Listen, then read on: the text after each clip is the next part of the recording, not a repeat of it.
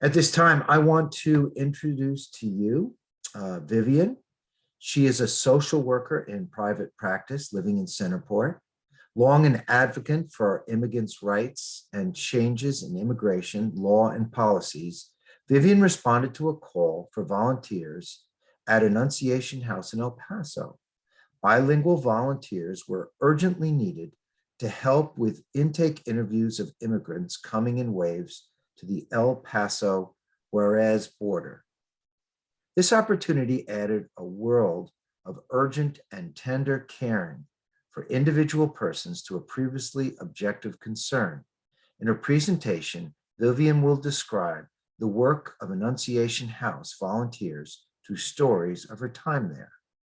And we are so happy to have here today. I would just ask you to mute yourself. Claire, are you going to put us in the same group or are you going to break us into two groups? So we may have more people joining us. So I was going to set up at least possibly 3 groups, but if we don't get a larger crowd, then it'll be 2 groups. Okay, so I would ask everybody at this time to mute yourself. And then at the end of the presentation, we're going to have a time to discuss things. You might just jot down a few notes, and then we'll have some time to talk with one another in 2 or 3 groups. So Vivian, thank you so much for coming today. Thank you, Father. Thank you all for being so sweet the last few weeks. I've enjoyed getting to know you, and I appreciate everybody who showed up tonight, because it looks like the 3rd night may have been a bridge too far for people with all that's going on. I gave up my granddaughter's concert to be here with you tonight. I want you to know that. She was very sweet about it, though. Claire, how many are there here? About 4 people? Is that what I'm looking at? We have 11 or 12 people so far, but I know other people are coming. So it's just a matter of giving them a little space. We have 12 so far. We usually get 20 for Tuesdays. So we are a little bit down right now, but I think more people will be coming in. There's 13 right there. So there'll be a few more people joining us as we start here. And I would like to take a moment to also welcome Susan from St. Francis in the Valley. So thank you, Susan, for being with us. Must be time for dinner there. Hi, Jean. Where is Susan? Is she all the way from Arizona to be with us tonight? Well, actually, I don't see her now. I thought I saw her, but that was a mistake. But she is planning to be with us. So, and also I know my husband's planning to log on too. So, actually, I am here, but the camera on my computer doesn't work, so you can't see how lovely I look. Oh, there you I'm are, here. Sue. Okay, Sue. Sue is here from St. Francis in the Valley. So thank you, Sue, for joining us. What time is it in Arizona? Let's see, 5:01. 5:01. Okay. All right. Right. Well, with a lot of further ado, let me just say that when Claire approached me and said, would I like to do this? I thought, oh, but gosh, I went a couple of years ago. And I thought, well, I learned a great deal and I had really a wonderful time. It was really one of the highlights of the last few epochs of my life as I can remember them. Am I supposed to be talking now? I hear little murmurs. Yep. C'est moi, Everybody right? else has to mute themselves. I just muted someone. Okay. And over the last few weeks, as I listened to Marie the first night and then Jean last week, both said very cogent things, I thought, that made us think a great deal. Marie, especially with the phoniness of borders, you know, a line on a map. And then when you get to the actual bridge, you know, orange cones in the middle of it blocking people. And then Jean's 2 thoughts last week that most struck me. Migration, when we thought about did we migrate ourselves, and almost all of us who had did it voluntarily. So we're talking about our friends who are migrating forcibly. And Jean's other wonderful idea about radical hospitality, that was so dear. And all of that suddenly came to a bouquet of thought tonight in the hymn, Lead Kindly Light. I never thought about that. So far from home, I don't know where I'm going, what's going to happen, one step at a time. When we talk about the migrants at the border, it, for me, is an extremely emotional discussion. I prescind from the geography, the politics, the economics, because it's too vast for one mind to take in. And I can only think of the human, the one person at a time. And then yesterday, when I was telling the mother of my goddaughter, well, I wouldn't be at her concert tonight, she said to me, what are you going to do? And I said, well, I'm going to be talking with these people. And she said, well, what are they talking about? And we were chatting in Spanish. And I said to her, well, they're listening for God at the borders. And she said, oh, and what do they hear? And I said, well, a lot. And then she said, what do you hear? And I said, not much. I think God speaks through every person, man, woman, and little child who crosses the border. And that's where we see God, when we see them. So this is all by way of saying to you that when people kept saying to me years ago, I have many friends who are very great supporters of Annunciation House in El Paso who need help. They need people, they need money, they need things. So I was sending money and I was sending clothes and sending prayers. And everybody kept saying, you speak Spanish, you should go and help. And I thought, when you're over 80, you get excused. I don't do demonstrations anymore. I don't have to do that. So a very dear friend who's a nurse called me up when she was there and she said, you really would enjoy this very much. And oh God, I really don't think I could. And then other friends said, you've always loved El Paso. I told you a few weeks ago, my father was in the Army and we lived at Fort Bliss for a number of years. Well, yeah, I did love El Paso. And friends said, you can stay with us and we'll take care of you. I said, okay. So I talked my sister into going and we went. And I wasn't quite sure what we would be doing. But everybody said, if you speak Spanish, we need you. I speak Spanish. I'm a bilingual person. I taught Spanish for a number of years. And I've since used it in my career as a social worker. So I thought, I think that's calling me to do something here. So we go. And it turned out to be one of the most fun things I've ever done in my life, one of the most heartbreaking things, and one of the most exhausting things. And I would do it again in a minute. And in fact, at that time, Annunciation House was asking for people to come for 2 weeks, full 2 weeks commitment, but no more, because they don't like to get stuck with people who shouldn't be there. And they want to be sure when people get there that it's suitable for them. And so we went. Now, Sue, who is here from Arizona, I'm not competing with the needs of St. Francis in the Valley. And I know your church is planning a trip there, which I'm so pleased you are, because Father was telling us last week how he's shown up at many corners of the world to see people in crisis. But for those who haven't had a chance to go, the only thing to do is to go and see people in crisis and make one peanut butter sandwich and hand it to a kid. And you have the border experience. You see, you feel what's going on here. I'm talking about the program, specifically about Annunciation House in El Paso, but I don't mean to compete because I know you have lines of communication and probably fundraising and plans with St. Francis in the Valley.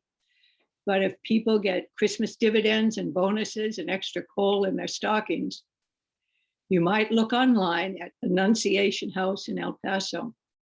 A charismatic, brilliant, hardworking man named Ruben Garcia founded it a number of years ago. He had been working with youth, poor youth, many illegal immigrants in El Paso, especially young men, and taking care of them for years. And then when the migration thing happened, he morphed into sheltering migrants arriving in floods in New York. I mean, where am I now? New York, in El Paso, crossing the border from Juarez. And Ruben had one nice big house, Annunciation House. And he'd bring people in, and all of a sudden his house wasn't big enough. So we ran around looking for shelters and warehouses, and he bought a huge warehouse someplace. And he found a place called Casa Romero, which was the shelter to which my sister and I eventually were assigned to work, that had previously been a center for abused women. It had been there for about 10 years and sort of lying fallow. And then there was an old infirmary, the Sisters of the Hotel Dieu, the charity nuns. And the Sisters of Loretto had run an infirmary there that had died a natural death. So they began using that place near Nazareth Hall. So before long, Reuben had filled up all of these shelters all over the place on this side and on the Juarez side. And the buses kept coming.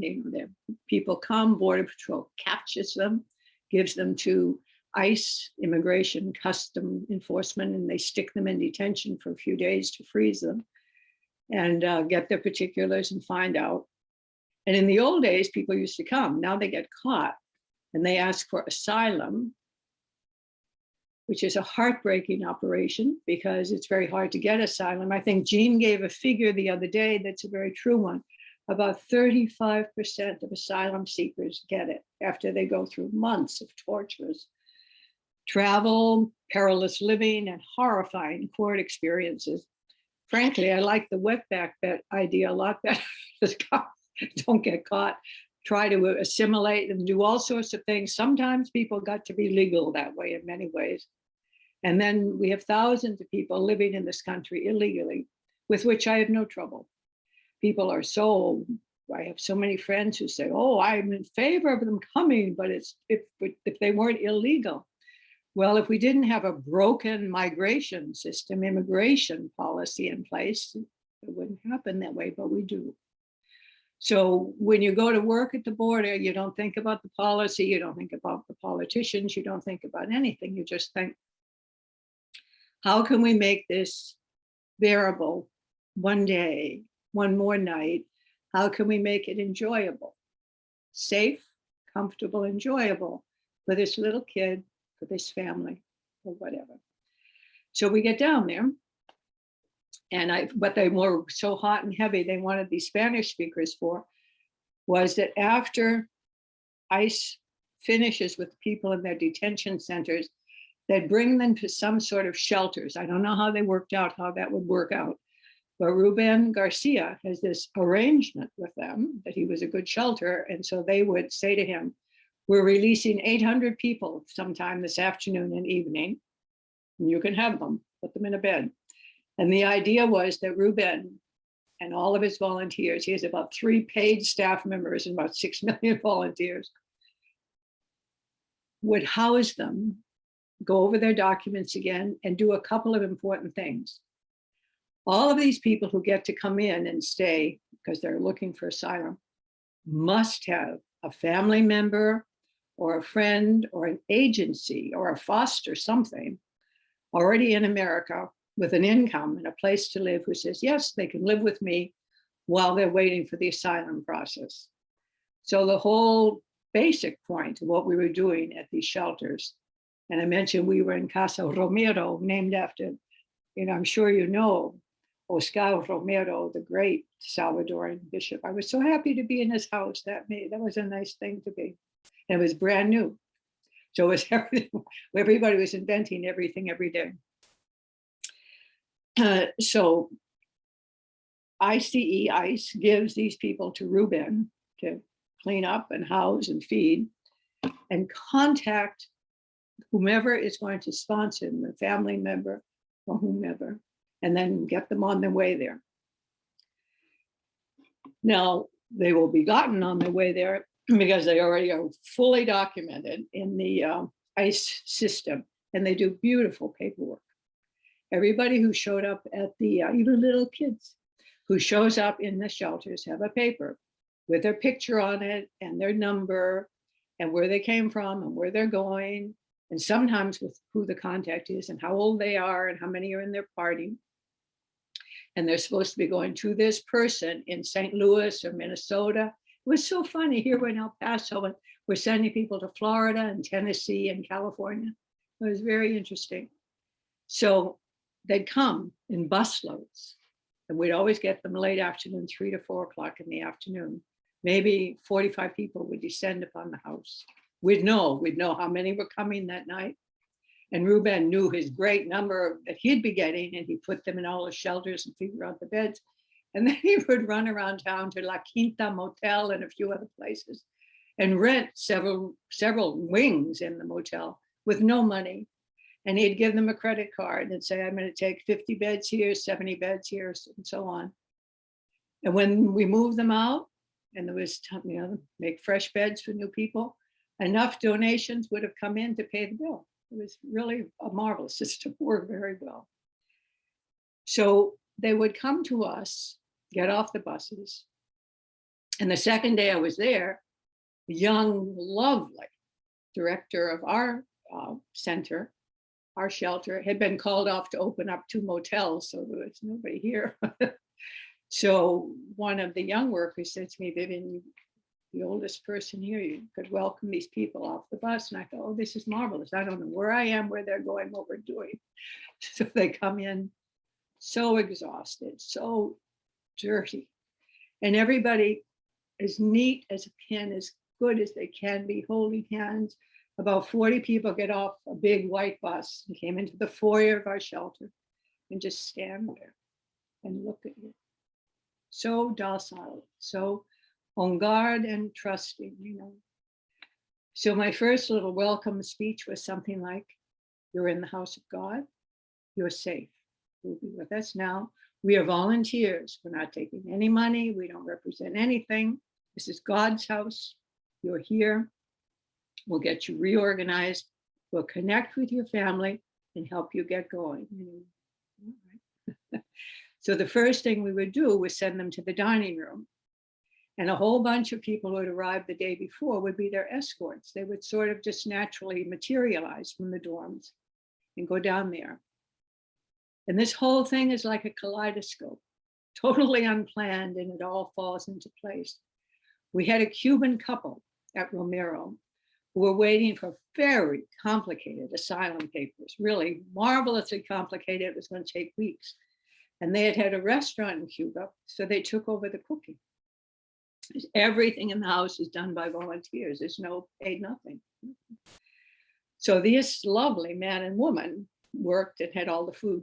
So they were ready for the buses. So you go down, the mommies and daddies, and not too many grannies, and a few grandpas and some little children, and not too many teens. So they'd all go to the dining room and have immediately tortillas and beans and some rice and some water and juice, you know.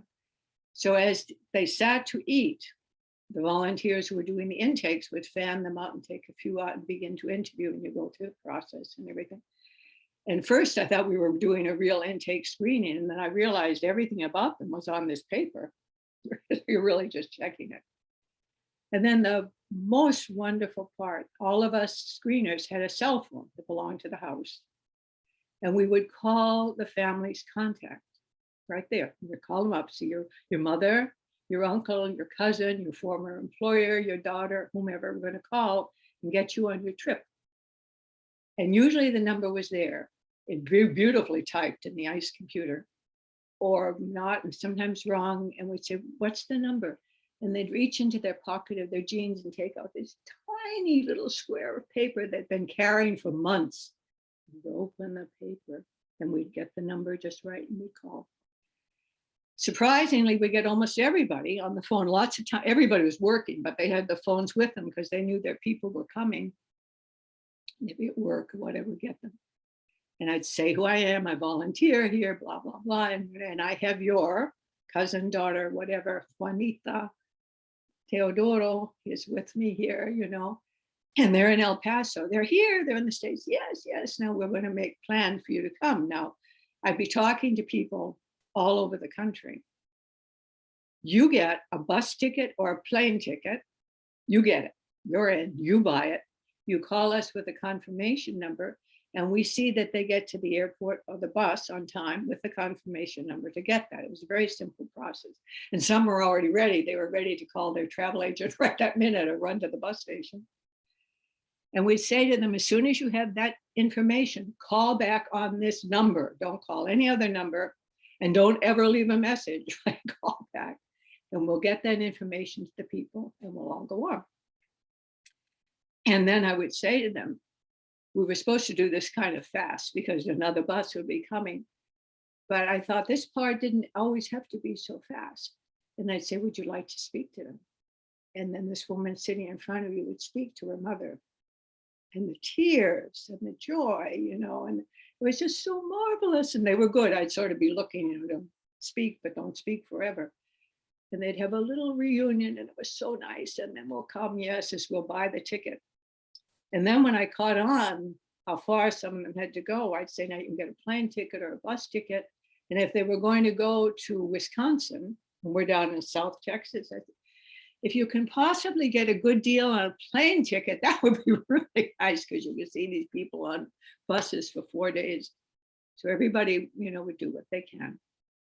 So we've got everybody lined up. So then they're on high alert. They're waiting for the phone call back that will give their travel details. And so then they'd go back and resume the eating. And as soon as people had finished eating, while they're in line to go through these intakes, they would be given fresh towels and bed linens and toothpaste and deodorant and a comb, and then led to a place in the dorm by all these lovely volunteer people who would, just did it 2 days ago, and now they'd show them where to go. The women on this side, the place was like a big H with 2 bars. The men on this side, the foyer was in the front, a lovely connecting passage we used for a playroom, and another one that had offices on either side. And then the dining room was the whole back of the house and the kitchen, huge shower rooms on either side, and then a wonderful enclosed play yard with no grass or anything, but a fantastic soccer yard that kept everybody from 6 to 20 occupied all day long. That was marvelous. Mostly boys, a few girls played, but mostly boys. And that was wonderful. So they'd eat, shower, and then we had a closed storage room where all the donations and bought clothes were kept and stored. So it was all very depending on when you got interviewed, when you ate, whatever, when you got clean, they go some like to get their clothes first. They'd stand in line in the hall and then go in. They let a certain number in because it was a small room. So you could go around and find some clothes your size and everything, and go and change and begin to rest. I used to say, just rest and eat, chat, and they were always hopeful. Some of them had such rags that they barely could make it to put on clean clothes, and shoes were always a mess. But sometimes they had a couple of things that were kind of nice, but they couldn't launder them because we had huge, 2 beautiful washing machines and dryers that Ruben got someplace, but nobody could do personal laundry there because it was churning use 24 hours a day for sheets and towels. These 2 old ladies ran it and they wouldn't let anybody near it. I don't know where they came from or where they were going, but they were there a long time. So people would wash their clothes in the shower. And being in El Paso, even though it was March, clothes dry in 15 minutes. So we had this very marvelous chain link fence all around the backyard, and then go out and hang the clothes on the chain link fence. And we all had clean clothes. That was fun. And then donations would dry up and we needed more clothes and so on. And the very first day I was there, the young coordinator who had just taken over the building invited us to a orientation meeting at 1 o'clock in the afternoon. So we show up there all happy, looking around and everything. And the cook came in with hot plates. Would you like? He took some canned tuna fish. No, salmon. It was pretty pink. He took canned tuna fish, salmon, and cooked it up with cilantro and ginger and garlic and a few other things and put it over rice. And I loathed. And here somebody handed me a little plate of lunch. I said, thank you very much. And I felt like I was someplace and they're just giving you the delicacy of the eye of the sheep or something. And I thought, I've got to eat it. Here we have people starving all around us. And I'll tell you what you can do with cilantro and ginger is amazing. So I ate the little lunch. And Lindy starts to orient us to what's going to happen around here. And she's called away urgently by Ruben to go to downtown El Paso. And that was the last we ever saw of her for a couple of days.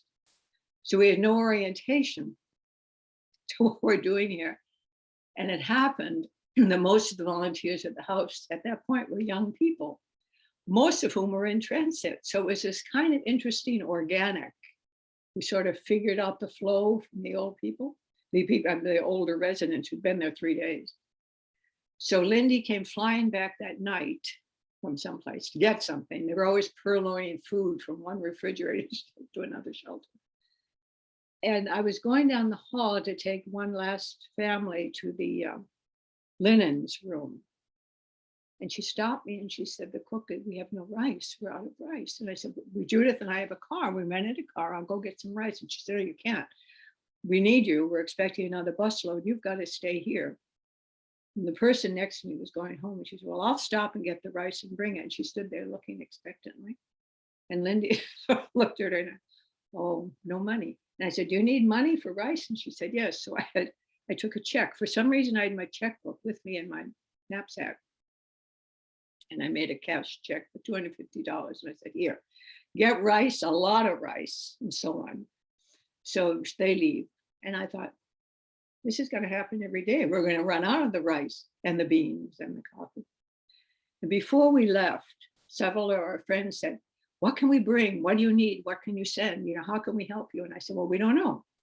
Let us get down there and check out what we need, and then I'll let you know. So that night I went home and wrote an email to everybody I could think of. And I said, I need money. And I said, send me an email telling me how much money you're going to give me, and then send a check to my house, and I'll be waiting for me. So within 2 days, everybody I could think of in the email sent us $3,600. So I thought, good, that would be very helpful. So I would bring cash, you know, I took cash with me. And when we needed to do these things, we'd give people cash, you know, and it was all coming out of this fund. So then it became quite apparent to me that for the intake counselors, there wasn't much to do till the buses got there, you know, which was usually around 3 in the afternoon. It was very intense push to by 8. And by then everybody was intaked, fed, clean, ready for bed, nice, quiet. They were very nice. There were no TVs, there were no loud radios. It was a very humming, peaceful. So everybody was too exhausted to move. So we were living fairly nearby. And when we had come in and we picked up our rental car, they said, gee, we're sorry, the little sedan you wanted isn't here, but we got this nice SUV. And we thought, oh, what do we need an SUV for? So, well, I'll give it to you at a good discount. Okay, all right. And we had a huge Toyota SUV, which turned out to be marvelous. Because when we didn't have to go in, Lindy said, well, all right, don't come in until about 1. And I said, fine. Judith and I would go in the morning to Target. And I've never seen, I don't know why it was such a nice store. I don't like Target usually, but it was big and beautiful with great inventory and fabulous sales. So we'd go to Target and get underwear and t-shirts and socks and all sorts of stuff, putting it on my credit card, which I knew was funded. Then we go to the supermarket, Albertsons, which was gorgeous, spotless, clean, bright, good prices. And pretty soon the manager caught on to what we were doing. And we said, we're at the shelter with the refugees. And he said, oh, you can have a 10% discount. Oh, thank you. We'll be back every day. And they'd have like chicken on sale. And then we get 10% off that. So we could buy chicken because they were used to a lot of beans and rice and tortilla, coffee. And if you're going to buy coffee, you got to buy sugar and oil, and then the herbs and spices, as many oranges as we could. You know, that sort of thing. And then chicken. And a very Central American way of cooking is to cook chicken parts, you know, so that was just marvelous. You know, nobody ever has a whole chicken. So we had legs and thighs and breasts and everything, and the cook could just do wonders with them. So we had all this money to buy all these clothes and food. So we'd bring in every day and flowers. They're beautiful, beautiful fresh flowers in this Albertson store. A big bouquet of tulips every day for every few days for the foyer. And people would come and just stand and look at them. And then sometimes you'd see them, you know, touching them, because most of these are people of the earth, you know, and they hadn't seen much pretty for a long time. So then the next thing that happens is while they're waiting for where they're going, they'd say, where is Alabama? I said, oh, it was pretty far. Where is New Jersey? And I thought, oh my God, I hope that family sent plane tickets. So I said to a friend who was a teacher, I said, get me a really nice map. So she got a gorgeous colored map of the United States, and we had it laminated and we hung it in the foyer. So while people were waiting, they'd come and find their spot. And you'd always see people clustered around the map, and we'd go and talk to them. Oh, this is where I'm going. This is where I'm going. Oh, I'm going to be going up here to Wyoming. Will that be a few hours on the bus? And I said, yes, that will be a few hours and a few days on the bus from here, you know. Oh, but they were happy to go. And this is where the peanut butter sandwiches come in, because we would send our travelers off with viands. And somehow at an early meeting, Ruben and his people decided that a good traveler's lunch was going to be peanut butter and jelly sandwiches and fruit if you could get your hands on it, and a juice pack and water. And it does travel well. So we discovered that there were brigades of people. A lot of people show up who can't speak Spanish. And so what can I do? Well, you can make peanut butter sandwiches. You can fold clothing for the storage room. You can help people choose their clothing. And especially if you can drive a car, you can make runs to the airport, endless runs to the airport, which was very near. We were practically at the airport. And to the bus station, which was very far, all the way across town. So you had to make dozens of peanut butter sandwiches every day. So we'd pass through that for the room where we kept our stuff, and on the way to the staff bathroom. And, oh God, this is a mess. They were buying plain, ordinary white bread and good old peanut butter and Welch's grape jelly. You remember when you were a little kid, by the time school lunch came, it comes through the bread, and it was just horrible crap. And I thought, how is this going to be 2 days later on the bus? So when we began shopping at Albertsons, we got really high quality, not chunky in case people didn't have good teeth, good quality natural peanut butter, and really good strawberry and peach and apricot conserves, fruit, the people would know, and whole wheat bread, sometimes whole grain. So the sandwiches were pretty lively. So we keep that going. So you were all, and teenage kids, high school kids, it was a big project. They'd come in, did you wash your hands? Would you play? All right. So all of these very interesting experiences happened. And after the onslaught of people arriving in the evening and then getting settled and then going to bed, people would wake up in the morning, have their nice breakfast. They got quite interested in American cereal, but the breakfast basically started with tortillas and beans and scrambled eggs when he could get eggs, and so on. That's quite a feat to get that many eggs in there safely. And for a few hours, I used to walk, because you just walk around the halls and a lot of interesting things happen. It was like a family, like being at home. It was a very humming, very pleasant, very harmonious, very little problem, very people waiting, the phone, people hear phone ringing. And of course, if they've been there several hours, they'd come down, have you heard from my family yet? No, don't come down here, we'll come to you. So all of those things are going on. And then there's a huge board, calls we were waiting for. And as soon as we got the answer, we let the people know. So then there'd be a huge rush to get them ready, bathroomed, fed, packed in a little sack of all the stuff they own, lunched and everything, and in the right number of vehicles to get to the airport on time and the other place on time. And there was a big van. Lindy had somehow gotten a great big white van. It took about 15 people legitimately, and about 30 people usually went someplace in it. And then I discovered it was going to be gone. In 2 months, its rental thing was up. And we were depending just on who was there with a car to go to these places. And you were losing your mind all the time trying to get people on a plane. They had no idea where the airport was, and they didn't know how close takeoff was. The doors would be closing. So that we'll come back to that vehicle in another minute. So all of these things would happen. And most people were very well. The little children, especially the little girls, were often sick. They had a lot of upper respiratory infections, because I'm sure you've read that in the ice, there's an ironically cruel thing about it. Their facilities are very cold. They're very air conditioned because they're in Arizona and in Texas and everything. And the Border Patrol wear a lot of stuff and weapons and gear and surge suits and so on and so forth. Everybody likes it to be cold, except if you've got rags and you're motionless in your crummy little cell with just one of, when you finish a marathon, they give you those metal blankets, faux aluminum, that.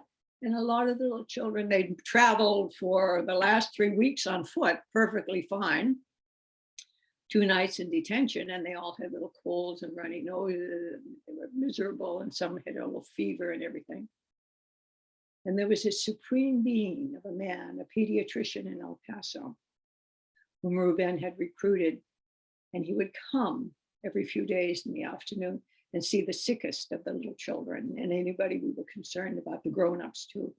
He was following the wonky blood pressure of an older woman and taking very good care of her. And he said she can't travel until she's stabilized. And he was working on the meds. But he would come, and they almost all needed baby amoxicillin. So then we made a very good friend at the pharmacy of Walgreens, and he gave us a deep discount. So we get the baby's medication there. So you need people to run and get that, and back and forth, and try to get them well before they traveled, so they wouldn't be so uncomfortable on the buses. And then in the middle of all of this, everything was sort of working like clockwork. This is March. A weather phenomenon we'd never heard about along the Tennessee route there, of snow bombs happened. And there's apparently horrendous weather with snow bombs going off explosively, and thunder and lightning and everything, inches of snow, suddenly feet of snow. And all the Greyhound buses were stopped. Were stopped in their tracks, stopped on their wheels, which had terrible consequences for us, because that means no buses finished the route and came back, and nobody could go out. So we began accumulating people, first at the bus stop and then in the house, because nobody could get out on this terrible, terrible sort of thing. And I remember one time, Judith and I had gone shopping in the morning, and we came in, and Lindy said, they've got to get on a bus. They've got to get down to the bus station right now. So we jump in the car with his dad and his little kid, zip down to the bus station, way across town, very trafficky, very messy. And we go in, and we're in line, and it's going pretty well. It was a very nice dad and a very nice little kid. And he was so proud because they had on they're very nice jeans that fit them, and very pretty emerald colored t-shirts. And we're getting all ready to go on the bus, and they just come dashing out of the house because their family had called and said, it's today, go, you got to be there. And I said to the daddy, you don't have a jacket? And he said, no, we have our nice shirts. And here's got a 6-year-old boy. You're going to send him for 3 nights on a Greyhound. If you've ever been on a long bus trip, I used to when I was poor. Kids are going to freeze, So I'm thinking, what am I? And I didn't have anything suitable. What am I going to put on this kid? And Judith said, we were at Target, and she dashes out to the car, and we had scored these gorgeous fleecy little hoodies. So she grabbed his little charcoal hoodie. She comes back, put one on Alex, and he was great. And I said to the daddy, sorry, you're going to be cold, but the kid's going to be fine. And then we discovered they ran out of the house so fast they didn't take their lunch. So now they're going to go on a 3-day trip on a Greyhound with no money. So I had my wallet with me, and I took out, I think I gave them $30. And I said, here. And the kid said to his father, can I have a Coca-Cola? His father said, yes. So they have money. So then this very attractive woman who was with a man and 2 little children was eyeballing me. And I thought, she knows me. I don't know her. She would not smile. Very lovely looking young woman. And then meanwhile, they had sent us off, and they said, with the snow bomb and the do not pick up anybody. We're stuffed to the gills. Nobody can come back. Do not pick up anybody. Partly because Lindy knows my tendencies. I tend to pick up people. And she says, do not bring anybody back. Do not, all right, we'll just take these people. We won't do that. So this woman is making urgent gestures at me across the passage hall. So I go over, and she said, I'm Elodia. And I said, what? And she said, don't you recognize me? And I said, do I know you? And she said, of course you know me. When you were trying to open that pill bottle last night for the lady and you couldn't, I did it for her. I said, oh, is that you? And she said, yes, it's me. So we're hugging here. And the night before, she hadn't had a shampoo and curled her hair and put on makeup and found some clean clothes. She was just like this gorgeous movie star. And she was this beautiful, beautiful woman. And she said, we just found out we can't get out of here for 2 days. Take us back home. And I thought, oh, I don't know if I can. We'll be in a lot of trouble. We're not supposed to take anybody home. And I thought, well, these aren't new people we're picking up. These are our people. So I'm sure so it was her and her little boy. And she had come over with this other man who was on the same bus and his little boy. And I thought, well, why not? Let's try it. Go ahead. And I said, well, go out and sit in the car with Judith and I'll be right out because I had to see these people. So while I'm standing there, this older lady, very few older ladies manage this thing, but here's this older lady, thin as a rail. And when you see, it was like a little biblical character you see in an old statue, swathed in really rags and really grimy, with beautiful, beautiful clear eyes. And she's standing there. And I said, yes. And she said, I have no money. And I said, well, how did you get here? And I don't know how she did. And she didn't know anybody to contact. So I don't know where she came from, how they got or anything. And I said, I can give you a little money. And she said, well, take me with you. Take me with you. And I thought, well, I can't take you with me. I'll be fired from my high-paying job. So I go to the phone and I get Lindy on the phone. And I said, I have this very older lady. And she said, do not bring anybody home. And I said, we didn't tell her about the people who were returning. And I said, well, what am I going to do with her? And she said, well, there's a shelter. There's a shelter in the city that will take everybody. And I said, do you promise me? And she said, yes. And I said, what's the name of it? What's the address? So I give the lady some money in her hand and we go out. And about 4 cab drivers, and they were all they must have all been right from Mexican men. They were very well dressed and you signaling me to stop or something? Well, it's riveting, Vivian. We are really enjoying it because it sounds like you're loving it, but we have like 20 minutes left. Would we maybe be able to go into breakout rooms so that we could come back and Or do you want to just ask questions? do you want to just do it? Sure. What does anyone have a yen who hasn't done a breakout room recently? You'd like to do one? Well, we can meet as a group. There's 15 of us, I believe, right now. Well, as Father said earlier, Claire, you are the host. So as you wish, whatever. Well, I think you were in the middle of your story, but I noticed that I put into the chat some information that you asked me to share on the Planting Hope, the story of the Sustainable Harvest International. And so I wanted to draw everybody's attention to that link, and perhaps you could say something about that, or perhaps there are some questions from the group. We can stay in the large group. I think that would be fun. I think that would be sensible. Let me just comment on that to say, I also gave you 2 other references that are, I think, very important. If anyone's listening who's going to St. Francis, planning a trip, but on that sustainable harvest, this is a whole other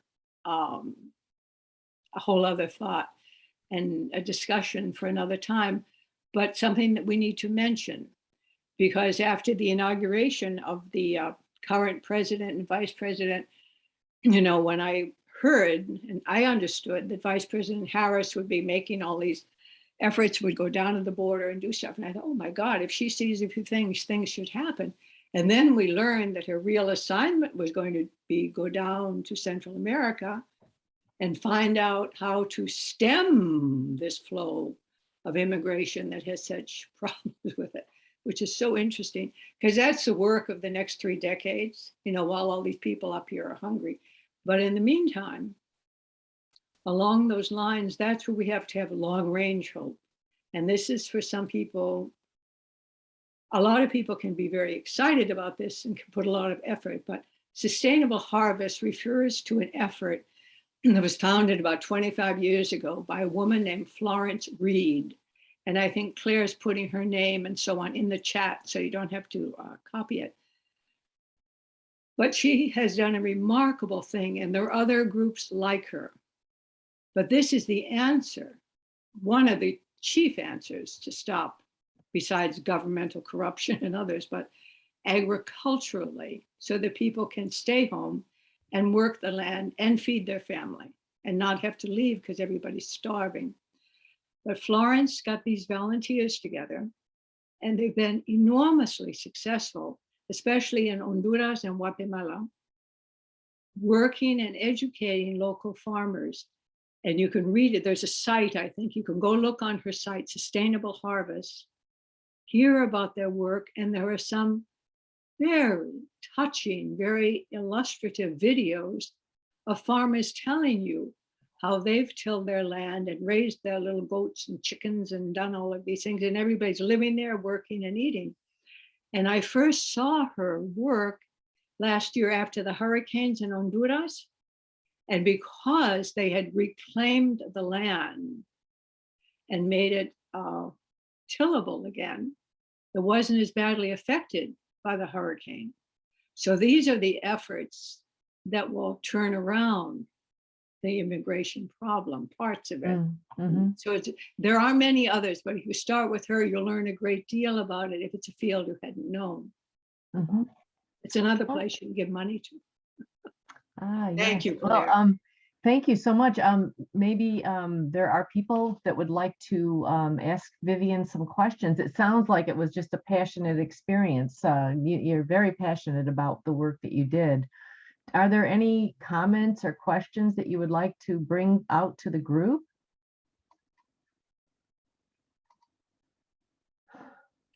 Claire, Yes.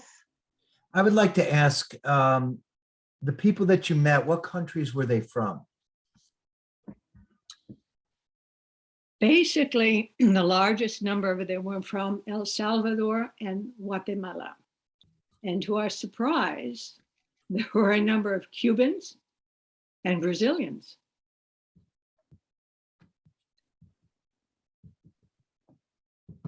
And what did they say about why they came? Almost all of the Guatemalans and Salvadorans were coming to flee poverty. They had nothing to do, no money, no way to feed their children. And there were the stories about the gangs and the what do you call it, the violence and the, this is so funny. I'm listening to them speak to me in Spanish and I'm trying to tell you in English. The threats to their families and children from the violence of the gangs who maraud to steal and pillage and rape. And so they were escaping that. And of the Guatemalans, we had such interesting language things because a number of them didn't speak English or Spanish. They didn't speak Spanish. We had not almost all of them had a family member who would do Spanish, even if the indigenous family just spoke that language, Quechua or Mam. I had never even heard of the language of Mam, M-A-M. And we had somehow tapped into a big population from Mam, and there they were. And one interesting family I had was a mother with a very rebellious teenage boy who did not want to be there, and a 9-year-old girl. And the children didn't speak Spanish. And the mother was Spanish, was barely, but that was an interesting. And the Brazilians were, I think, looking for political freedom because they had money. They flew into Mexico. They were very well nourished. They were much better dressed than most of the other people on the road. And they were very, very lovely. And they presented us a huge problem because if you are a Spanish speaker, Portuguese does not come naturally. So we had this, they were almost as hard to understand as the Mam speakers, the Portuguese. The Cubans were political. They were mainly political. They were fleeing the regime and they were more educated. They were dressed nicely, not as well as the Brazilians, but a more educated population than those. And we did have a few Mexicans, not too many Mexicans. But nobody, Bolivia, a few Bolivians, well, in my time there, but nobody further than that. That's already walking 6 weeks. And you were there for just 2 weeks. Heather? Well, we would have gone back. We were organizing to figure out how to go back, and came COVID. Vivian, you mentioned that most of them were fleeing because of hunger, some Yes. gang violence, and so now I don't know. Perhaps Jean is the better person to answer this, but the basis for asylum is simply fleeing from hunger, I know it's a real world crisis, but do we recognize in this country yet that that is a basis for asylum, granting asylum? I didn't think so, but Not from what Jean said to us. Yeah. last week. yeah, I'm sorry I was unable to join last week. So Jean may have covered it and I didn't hear it, but yeah, okay. So that may explain the low number, the low percentage then of those granted asylum, if that is at least what you experienced in your 2 weeks, a number of years As ago. well as the Mhm. ideological bent of the judges, the immigration judges. Yeah, absolutely. Okay.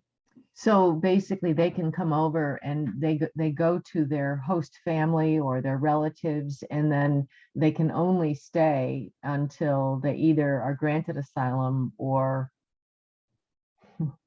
That's right, Claire. And you see, from the moment ICE has them and brought them to us, they track them. They know who they Okay. are. And Okay. all of the adults, only a few managed to escape it, had electronic monitoring bracelets on their ankles. And before they left us, they'd figure, all right, if they're going over now, we're putting them in the shelter and they're on their way to Northern California, they should be settled within about 10 days. And there would be a date and a place for them to report to immigration officials at that place, say 12 days hence. Right. And then they would check, they were at the address, and then they would follow. And then the whole arduous and heartbreaking, and we never said, that it's probably not going to work, because so you never know, it might work. But then they begin the process from there, but they're tracked. I see. I didn't realize they were tracked. Oh yeah, and they know where they are. A couple of times I remember going into the clothing room, and two lovely young women. I don't remember if they had family with them or not. And they were almost in tears because they were trying to find a nice pair of jeans or nice pants to wear. They were, decent looking, but they couldn't get anything to cover the ankle bracelet, and they were crying. And they said their aunt was going to put them up when they got up to her in North Dakota or whatever, and they were going to help her with cleaning houses. And they said, what gringa lady is going to let me clean her house if I've got a criminal's bracelet on my ankle? Mm. Interesting. And then Claire, we in Huntington Rapid Response help people to get to those meetings, because it's not easy if you don't speak English to negotiate the New York City subway system or bus system, and not easy just getting on. So anyone who's interested, we are still offering for people, especially those that speak Spanish, to help people and just take a trip into New York with them. Because they do much, much better if they have a white person there, getting them there on time, making sure everything's all right, keeping them settled down, and then being present there with them. Right, that accompanying program has proven just the presence of a non-immigrant seems to go a long way. It gives the perception that these are people who have others who are watching out for their rights and their benefits. Exactly. And that seems to be extremely helpful, right? And anybody that's interested in that can get that training right through the diocese and right through Huntington Rapid Response, and Right. Then get put on a list, Sure. when things come up, and then they call different people who can make it on that day, just to help people. So it's not just helping, on the other side of the border or on this side of the border. Like Jeanette said, where are the borders? The borders are everywhere for people who speak indigenous languages. I mean, it's very difficult for those people. Just imagine yourself going in and trying to figure out how to get to some place like City Hall. It's not that easy unless you know the subway system. But imagine not speaking the language and having to do that and getting down to federal court. Exactly.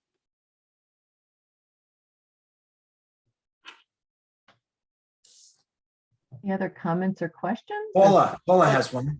Paula. Unmute yourself. Thanks. Yeah, thanks. Vivian, I'm sorry, I did not make the beginning of the meeting. I was held up in something else. I would like to know is how you connected with the people at the border, how you knew to go to El Salvador, El Paso, how you got together with Ruben, and what not so much your impetus, obviously your heart and how you felt about this issue is what pushed you there with your sister. But how did you know that you would be received, and did you have a connection prior to going down there? You may have said that and I missed it. I'm sorry. I sort of said it tangentially, Paula. I have friends who had already volunteered at Annunciation House, but while we were there, people who had never heard about it, if you'd like to know more about it, they've got a really good website, and you can just bring up Annunciation House El Paso, and it tells you volunteer opportunities, what we need, and so on. And I made a big disclaimer at the beginning of the meeting. I'm not trying to poach services from St. Francis of the Valley. No. So But you even if you're not- went down with a connection like we are going to do. Yeah, well, Correct. sort of, yes. Yeah, in a roundabout sort of way, but they knew you were coming as well. Oh, yes, I can Right. call ahead, may we come? And they said, yes, please come on these dates and we'll see you, and good. Thank you. Thank you. And I think we can all see that this is a multifaceted problem. There are so many different ways you can help. I know when we get down there, we're going to have a lot of choices. I don't know if Sue could tell us about some, but there are things as easy as just providing water for people. Super, super important in the desert just to provide water for people, or for going up to Tucson and helping out with children and adults who are already over on this side, or experiencing and seeing firsthand what's going on the other side of the border. And then there's a lot of things you can do right here on Long Island. We've got a ton of things that we're involved in the diocese, and along with our connections with Angel, who's thinking about going on this trip on Rural Migrant Ministries. You also have the new the new group that's down at St. Joseph's Brentwood. Correct. Oh, yeah, and they're They're terrific. really looking for volunteers. Right, there's Yeah. some, especially Spanish speaking.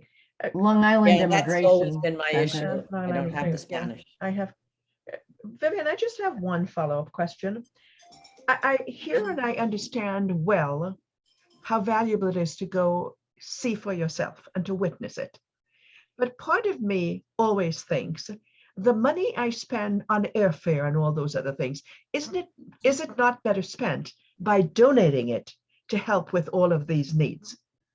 So that I Well, find to be an interesting question that I don't have an answer to, and I'm It's an wondering what your take interesting, is. it's a philosophical question. It's a philosophical question.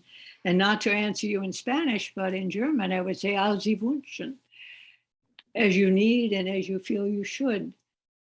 Yes, everybody they need the underwear and the socks. And I had a little thing about sneakers. One day I went into the clothing room, and the clothing people were losing their minds.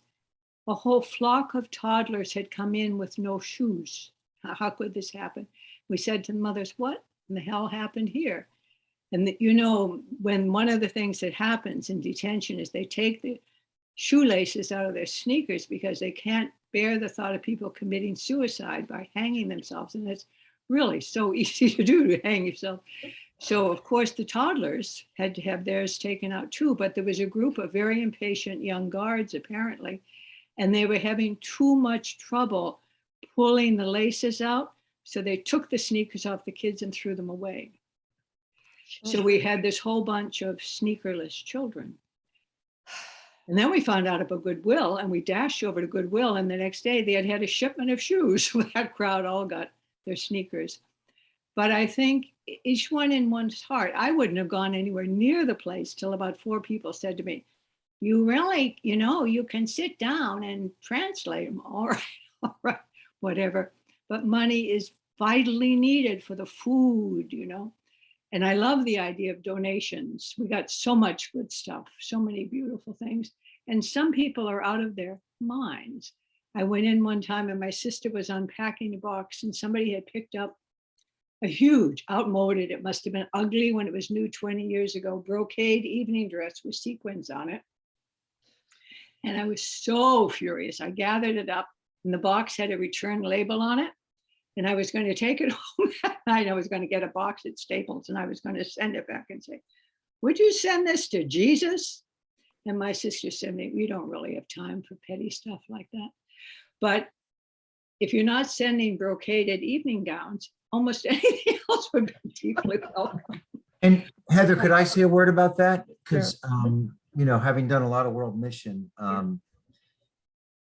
I think it's really important to send a small group down there to really find out where's the best place that we can do help with the limited amount of resources we have. And I'll give you an example. When we were in Africa, we were doing, you could support a child for a year for $50. And they would get uniforms and soap and books and shoes and a meal every day for a year. You could also go on television and pay $300 a child, of which the people putting on the television were getting $250 of the $300. So I think part of it too, I think, is just really learning from people that are experienced, like hearing from Jean and Marie and Vivian that have been there, to where you can help the best. And with Claire going down there, we'll be able to know, you know, what people really need. And I also think that part of what they need is people just to come down there and just care.